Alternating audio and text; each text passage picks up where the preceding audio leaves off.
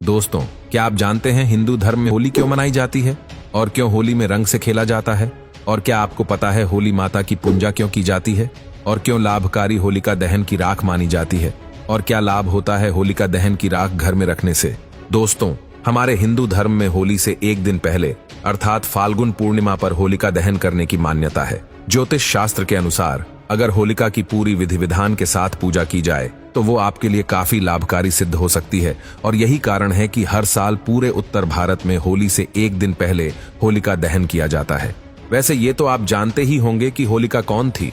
अगर नहीं जानते तो बता दूं कि होलिका भगवान विष्णु के भक्त प्रहलाद और हिरण्यकश्यपु की बहन थी, जो प्रहलाद को मारने के लिए आग में बैठ गई।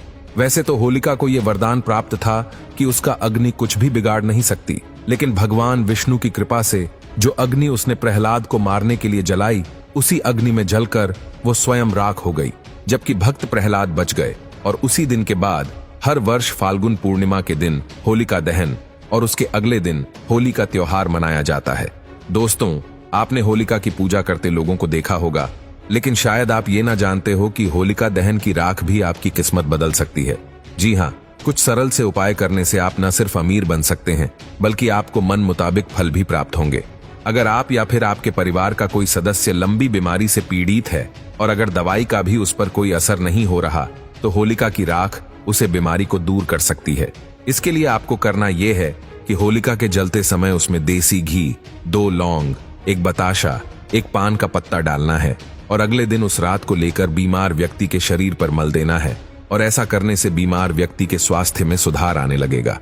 इसके साथ ही होली शत्रुता समाप्त करने का त्योहार भी है और अगर आप किसी व्यक्ति से अपनी शत्रुता समाप्त करना चाहते हैं तो होलिका की राख से ये भी संभव है।